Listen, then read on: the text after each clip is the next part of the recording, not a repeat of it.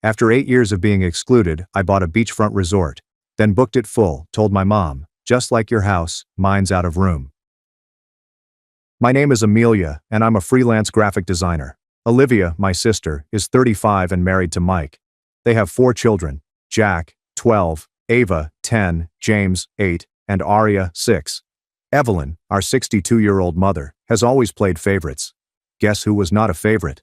For the past 8 years, our family has had the custom of spending 2 weeks each summer at Mom's beach cottage in North Carolina. It's a nice-sized home with 4 bedrooms, 3 bathrooms, and a lovely view of the beach.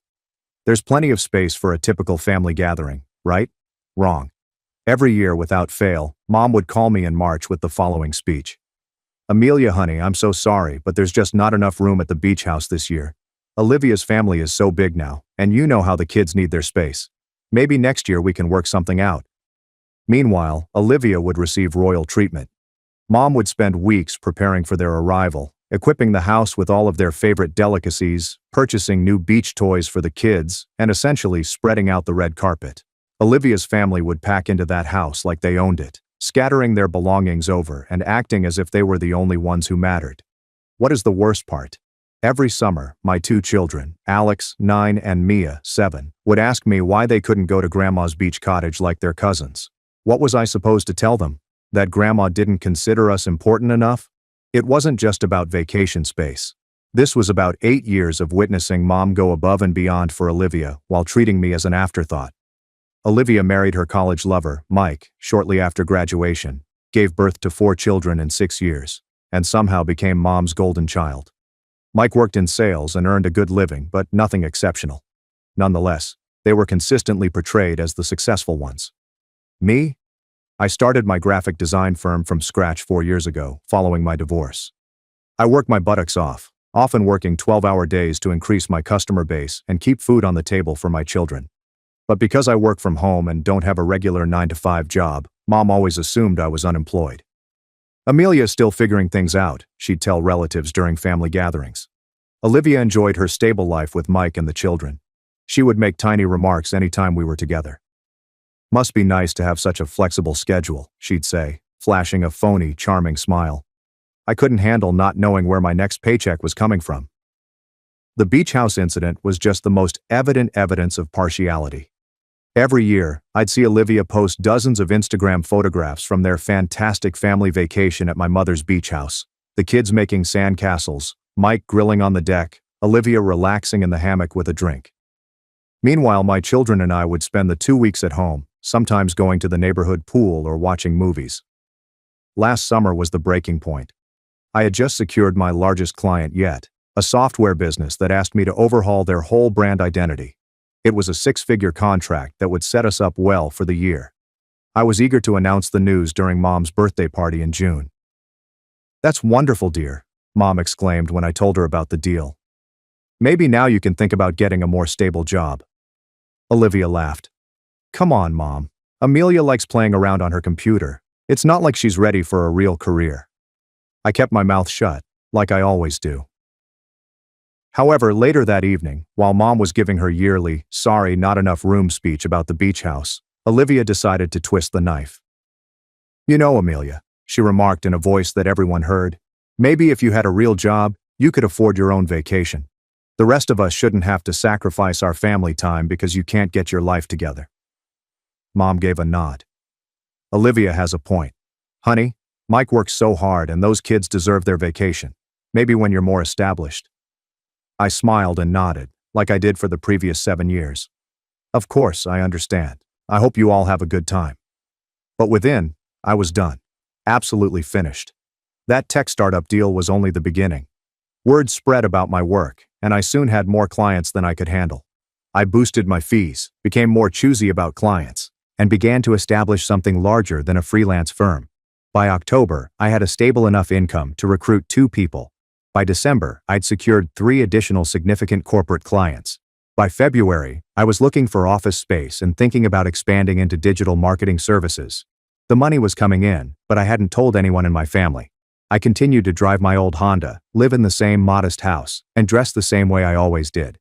As far as they knew, I was still fooling around with my computer. In March, right around the time Mom would call with her "not enough room" lecture, I made an offer on a tiny resort property approximately 2 hours from the beach house. It wasn't huge, only 12 rooms, a restaurant, and a magnificent stretch of private beach. But it was ideal for my needs. The previous owners had driven it to the ground and were desperate to sell. I purchased it for a fraction of its value and immediately engaged a management business to handle day-to-day operations while I worked on renovations. By May, the resort had been transformed. I had spent about $200,000 on enhancements, including new furnishings, entirely refurbished rooms, a stunning infinity pool overlooking the beach, and a children's play area that would make Disney jealous. The restaurant served 5-star cuisine, and the entire setting looked like something out of a luxury travel magazine. I named it Seaside Haven Resort, and it was simply stunning. Most importantly, it was mine. All mine. It soft opened in June with a few paying customers to iron out any issues. Everything went smoothly. The reviews were fantastic, and bookings for the summer were already coming in fast. Meanwhile, Olivia was sharing her typical pre-vacation stuff on social media. Photographs of the kids shopping for beach attire, Mike loading the car, and eager notes about their annual family tradition at Grandma's place. Mom called me in late June, delivering her anticipated spiel. "Amelia, honey, I'm so sorry, but I know, Mom, not enough room. No worries at all. Alex and Mia and I have other plans this year anyway." "Oh, that's wonderful, dear. Where are you going?" "Just a little place I found. Nothing fancy." In the first week of July, I drove to Seaside Haven with my children. I had reserved us the greatest suite in the hotel, a 2-bedroom beachfront room with a private balcony and direct beach access. Alex and Mia could not believe it. "Mom, this place is incredible," Mia exclaimed as she ran around the suite. "Are we really staying here for 2 whole weeks?" "We sure are, baby girl." We spent our days on the private beach, eating delicious food at the restaurant, swimming in the infinity pool, and participating in all of the activities I had planned, including horseback riding, deep sea fishing, and kayaking. We'd never been able to afford this vacation before, and having my children enjoy it was well worth the money I invested. But the best was yet to come. In August, I began making telephone calls. First, I contacted my Uncle Benjamin and Aunt Carol, Mom's brother and sister-in-law. They'd always been kind to me and my kids, and they had 3 children about Alex and Mia's age. "Hey, Uncle Benjamin, I wanted to invite you guys to spend Labor Day weekend at this resort. I know. All expenses paid, food, activities, everything. I just want to treat the family to something special." "Amelia, that's incredibly generous, but we couldn't possibly." "I insist. I've had a really good year business-wise, and I want to share it with the people who matter to me." I then contacted my cousin David, Mom's nephew, and his wife Jennifer. They had 2 teenagers who never got to have fun since money was tight. "Dave, how would you guys like to spend a long weekend at a 5-star resort?" "My treat. I know money's been tight since Jennifer got laid off, and I thought the family could use a break." I contacted my father's sister, Aunt Nancy, and her husband. I contacted my second cousins, the Martinez family, who had always struggled but were the nicest people you'd ever meet. I contacted everyone who had ever been good to me and my children, who had made us feel included and appreciated. By the time I was done, I had invited 22 members of our extended family to spend Labor Day weekend at Seaside Haven. I booked the entire resort, hired a private chef to prepare all of the meals, and scheduled activities for people of all ages. I did not invite Mom or Olivia. Labor Day weekend was fantastic. All of my relatives were astounded by the resort, often wondering how I could afford such a magnificent setting. I simply smiled and said I had a good year. On Saturday evening, Uncle Benjamin called me aside. "Amelia, this is unbelievable. You've really done something special here. Your mom must be so proud." "Mom doesn't know about it," I stated casually. "What do you mean?" "I mean, I didn't invite her. Or Olivia." Uncle Benjamin appeared confused. "But why? This is a family gathering." "Benjamin, for 8 years, Mom has told me there's not enough room at her beach house for me and my kids. Every single summer we've been excluded from the family vacation because Olivia's family takes up too much space. So this year, I decided to host my own family gathering, and unfortunately, there's just not enough room for everyone." The truth quickly spread throughout the group. Everyone was aware of the beach house predicament. They had heard Mom's justifications and Olivia's remarks over the years. Some of them had even quietly questioned Mom why I wasn't included in the summer vacation. Monday morning, while everyone was checking out and heading home, my phone began to ring. It was Mom. "Amelia, where are you?" Benjamin just called me with some ridiculous story about you owning a resort. That can't be true. It's true, Mom. What? How is that possible? You don't have that kind of money. Apparently I do. There was a prolonged pause. Amelia, I'm confused. If you could afford something like this, why didn't you tell us? Why didn't you invite us? You told me there wasn't enough room at your beach house. I'm telling you there's not enough room at my resort. That's completely different. The beach house is what, Mom? Not big enough for everyone? Well, guess what? Neither is my resort. But Amelia, we're family. Funny how you remember that now. I hung up. 20 minutes later, Olivia called. What the hell is wrong with you? She exclaimed into the phone. Mom is crying her eyes out. How could you do this to us? Do what, Olivia? Have a family gathering? I thought you'd be happy. You always said I should be more successful. You know what I mean. You deliberately excluded us. The way you excluded me and my kids for 8 years. That was different. The beach house really isn't big enough for everyone. And my resort really isn't big enough for everyone either. Funny how that works. This is petty and vindictive. Amelia, you're better than this. No, Olivia, I'm exactly this. I'm tired of being treated like the family failure when I work twice as hard as anyone else. I'm tired of watching my kids get left out because you decided your family matters more than mine. The weeks that followed were really intense. Mom contacted me every day, sometimes crying, sometimes angry, and she always demanded to know why I was punishing them. I raised you better than this, Amelia. This isn't how family treats each other. You're right, Mom. Family doesn't treat each other the way you've treated me for the past 8 years. I never excluded you. There genuinely wasn't enough room. There was room, Mom. You just chose to give it all to Olivia. Every year you chose her family over mine. Every year you made my kids feel like they didn't matter. Did you think I wouldn't notice? Did you think they wouldn't notice? Olivia took a different strategy. She began telling other family members that I was harsh and nasty, hurting innocent children because of a perceived insult. But the family members who had attended the resort weekend knew the truth. They had heard Mom's excuses and Olivia's criticisms for years. They had seen me grin and nod despite being constantly excluded from family gatherings. Uncle Benjamin really called Mom and informed her that she owed me an apology. Evelyn, that girl has been nothing but gracious for years while you've treated her like a second-class family member. Now she's more successful than any of us, and she's sharing that success with people who actually appreciate her. Aunt Carol backed him up. The way Olivia talks to Amelia is appalling. Evelyn, I've heard her make those comments about Amelia's job, and it's mean-spirited. Amelia has every right to celebrate her success with people who support her. The resort was thriving. The Labor Day weekend had produced fantastic word of mouth, and I was scheduled solid throughout the fall. I hired more employees, extended the restaurant's hours, and began planning winter improvements to include a spa. My graphic design firm was also prospering. The success of the resort had given me more confidence in other aspects of my life. I was charging higher rates, taking on larger projects, and my reputation in the sector was gradually improving. Alex and Mia were also flourishing. They were happy of what I had accomplished, glad that we could now afford the wonderful things their cousins took for granted. More significantly, they were learning that hard effort pays off and that you don't have to put up with horrible treatment simply because someone is family. Thanksgiving was approaching, and it was traditionally celebrated at Mom's house. She called me in early November. Amelia, I hope you'll come to Thanksgiving dinner. I know we've had our differences, but it's important for the family to be together. Will there be enough room for everyone, Mom? Of course there will, don't be ridiculous. Interesting, your dining room table seats 8. Olivia's family is 6 people. You and Dad make 8. Where exactly are Alex, Mia, and I supposed to sit? We'll figure something out. We always do, right? Olivia's family gets the main table, and my kids and I get folding chairs in the kitchen. Thanks, but we'll pass. Amelia, you're being unreasonable.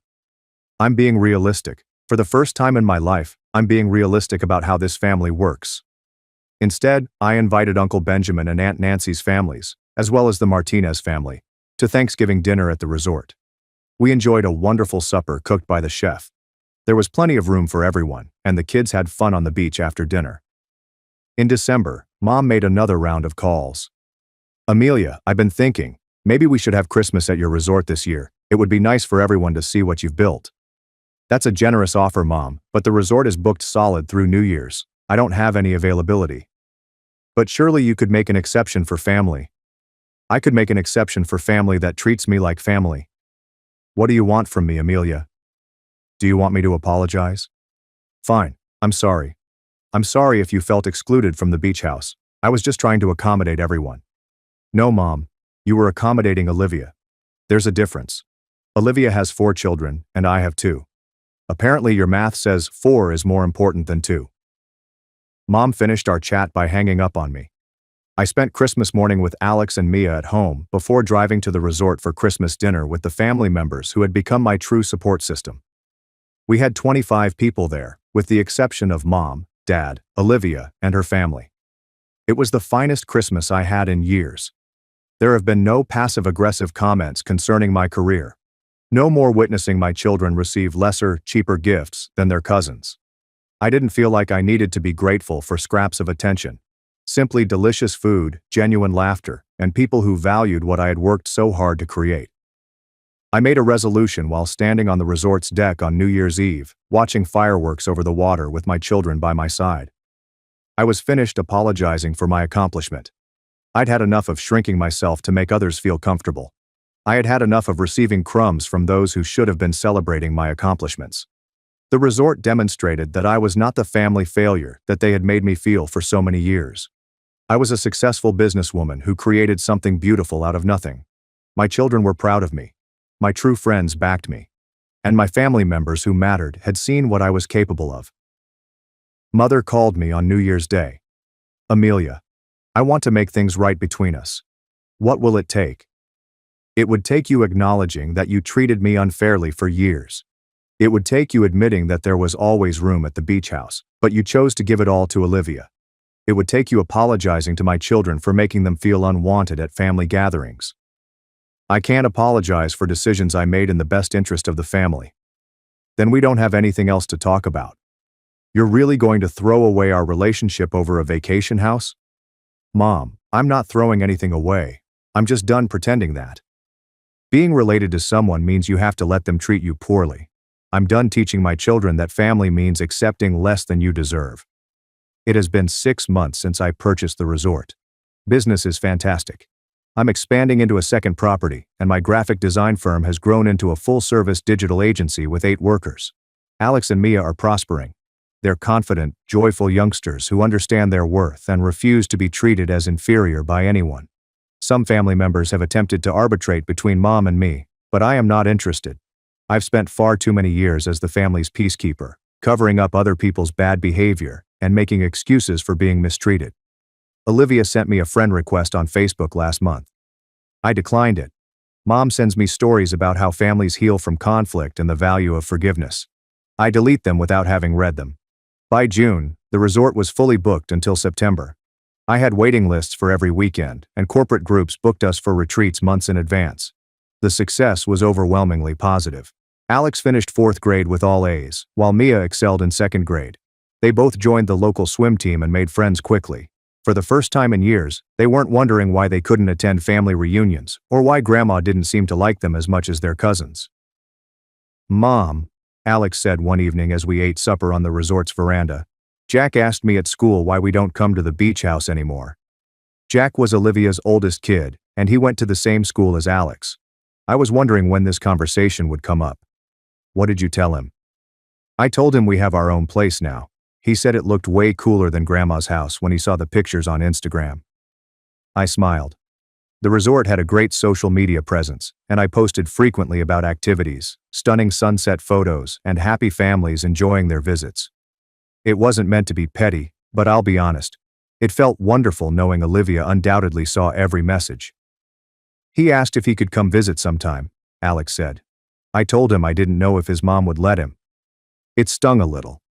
The kids were innocent in all of this, and Jack had always been nice to Alex and Mia, but I wasn't about to open that door.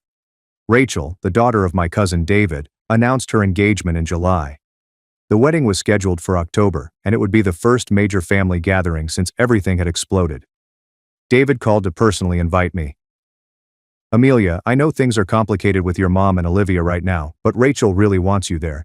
You've been so generous to our family, and she considers you one of her favorite aunts. Will Mom and Olivia be there? Of course. It's a family wedding, But Rachel specifically asked me to make sure you knew how much she wants you to come. She said, if anyone deserves to celebrate with a family, it's you.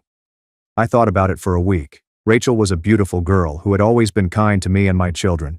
She did not deserve to have her wedding day ruined by family strife. I'll be there, I assured David. But I'm bringing security. Security? Just one guy. Someone to make sure things don't get out of hand if Olivia decides to make a scene. The wedding was gorgeous. Rachel looked stunning, and the wedding was held in a beautiful vineyard approximately 1 hour from the city. I arrived with Alex and Mia, dressed to the nines. I purchased Mia a lovely navy blue frock and Alex a crisp little suit. They looked like they belonged at any upscale occasion. Mom noticed us instantly during cocktail hour. She approached with caution, as if she didn't know what to expect.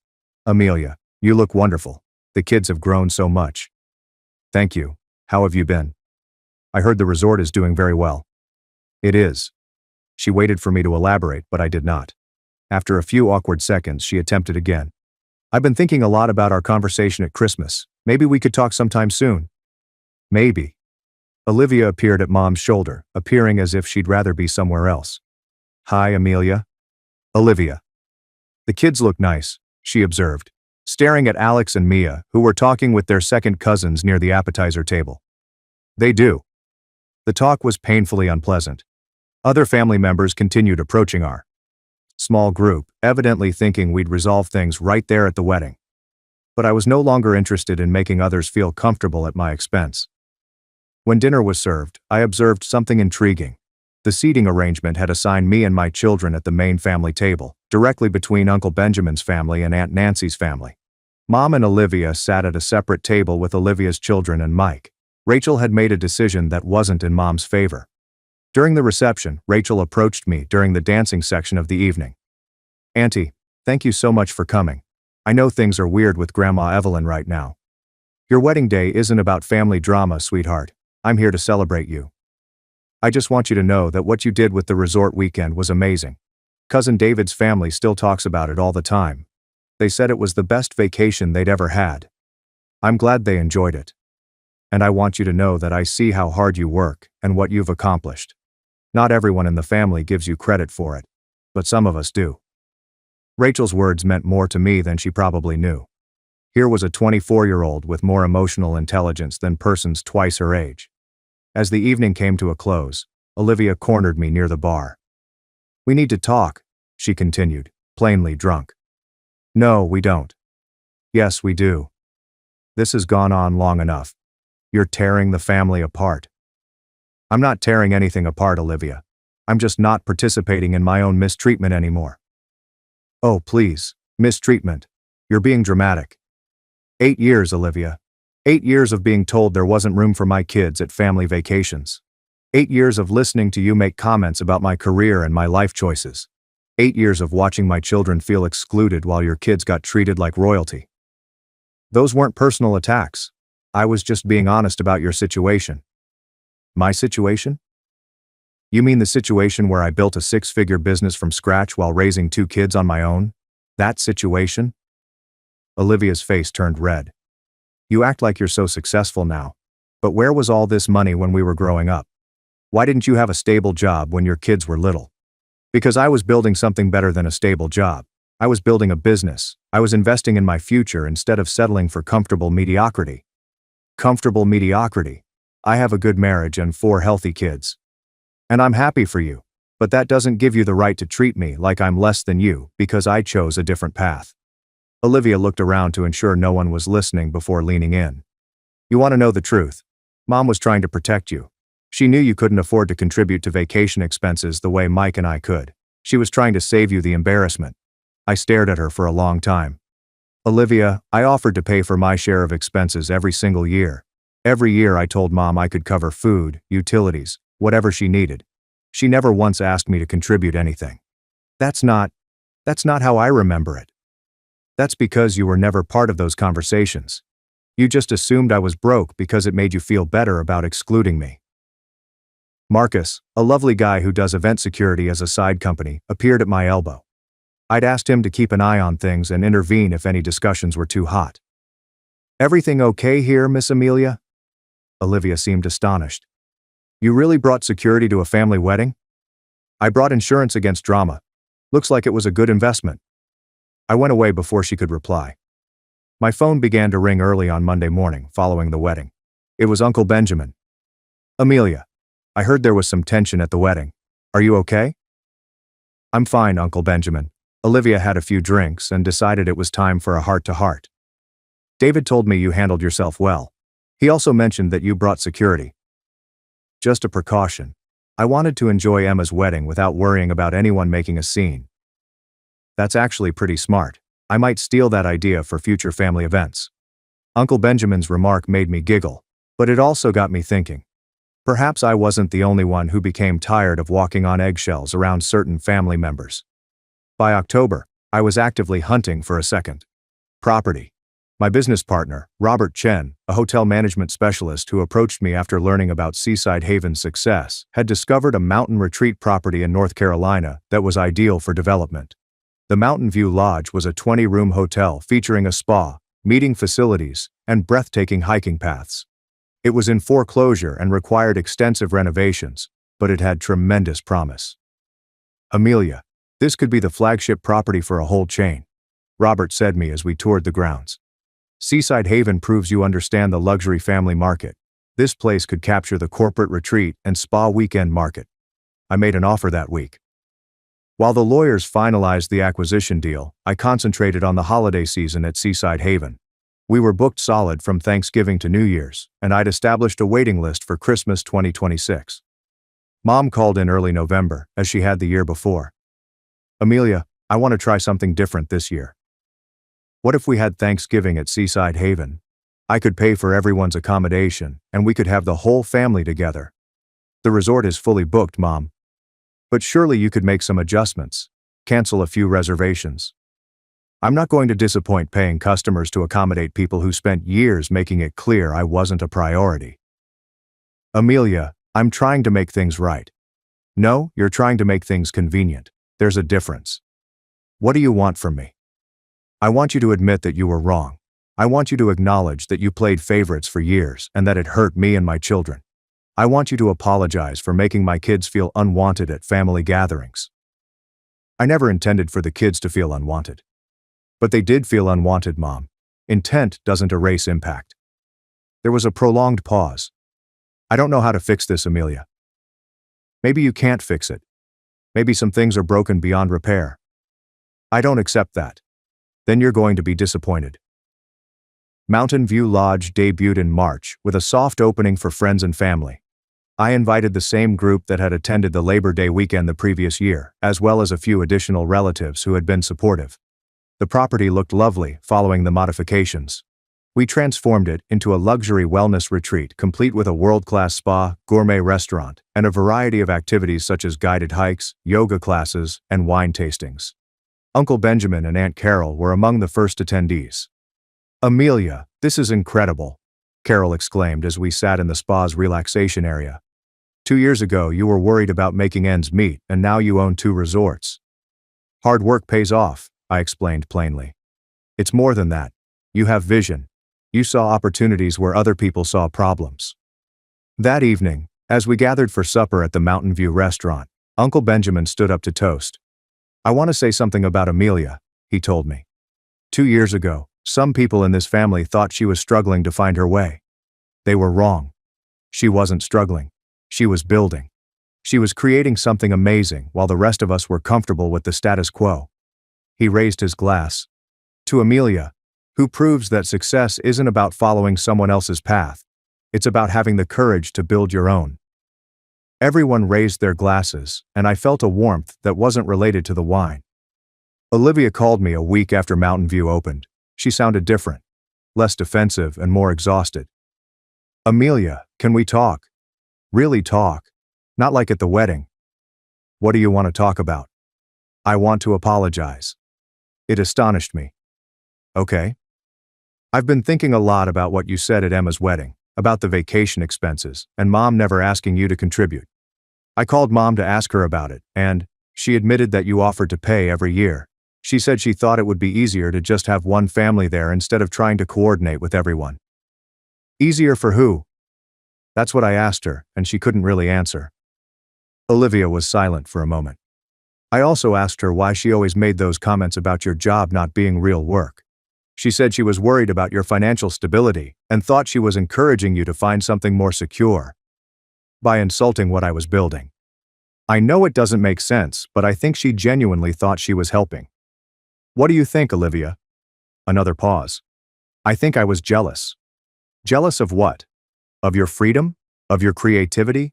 Of the fact that you were building something that was entirely yours? Mike and I have a good life, but it's predictable. We do the same things every year, go to the same places, have the same conversations. You are creating something new. So, you decided to tear me down instead of supporting me. I decided to make myself feel better by convincing myself that what you were doing wasn't real success. It was easier than admitting that maybe I was playing it too safe. It was the most candid chat Olivia and I had ever had. I'm sorry, Amelia. I'm sorry for the comments about your job. I'm sorry for supporting Mom's decision to exclude you from vacations. And I'm sorry for making you feel like you weren't successful enough to deserve respect. Thank you for saying that. Is there any chance we could start over? Not go back to how things were, but maybe build something new? I thought about it. Maybe, but it would have to be different. I'm not going back to being the family member who accepts less just to keep the peace. I understand, and I respect what you've built. Both businesses are incredible. Thank you. Would it be okay if I brought the kids to visit Seaside Haven sometime, not as a family obligation, just as customers, paying for a vacation? I'd be happy to have you as guests. But Olivia, things are different now. I'm different now. I know, and maybe that's a good thing. People usually say blood is thicker than water, but I've discovered that's not the whole story. The whole quotation reads, "The blood of the covenant is thicker than the water of the womb." The relationships you choose and cultivate are stronger than those you are born into. I choose to create a business, a life, and relationships with people that respect me. I decided to quit accepting less than I deserve simply because someone shares my DNA. Some could accuse me of being petty or vengeful. Perhaps I am. But after 8 years of being told there wasn't enough place for me and my children, I found something wonderful. There is always enough space when you create your own table. The seaside home can accommodate 8 persons comfortably. My 2 resorts accommodate 96 visitors and employ 43 personnel. Olivia was correct about one thing. Having a genuine job allows you to purchase your own vacation. Sometimes the best retaliation is simply living well. And business is quite good. As I write this, it has been 3 years since I purchased Seaside Haven. Mountain View Lodge is fully booked until next summer, and I'm looking into a third property in Colorado. My graphic design firm has 15 staff and clients around the country. Alex is now 11 and aspires to be an entrepreneur like his mother. Mia, 9, has decided she wants to be a chef and work in one of our resort restaurants. They are self-assured, cheerful children who understand their worth and refuse to be second best. Mom and I have talked several times during the last year. She is working to understand why her actions hurt me, and I am working to forgive. It is a slow process, but we are making progress. Olivia and I have discovered a new dynamic. We aren't as tight as we once were, but there is mutual respect now. Her family did visit Seaside Haven last summer, and it was a great experience. There are no comments on my career. There are no passive-aggressive statements regarding money, just 2 families having a holiday together. The family dynamics have transformed irrevocably. I'm no longer the family member who requires charity or sympathy. I am a family member who employs 43 people and gives back to the community through local employment and charitable activities. Most importantly, I'm no longer the family member who settles for less than she deserves just to keep the peace. I created my own peace. And it is beautiful. Sometimes the finest revenge isn't really revenge. Sometimes it is simply refusing to shrink in order to make others comfortable. Sometimes it's creating something so lovely that people can't help but admire what you've produced. And occasionally, when someone tells you there isn't enough room, the best response is to go build your own room. Then make another one. Then construct an empire. When you have the blueprints, there is always enough room.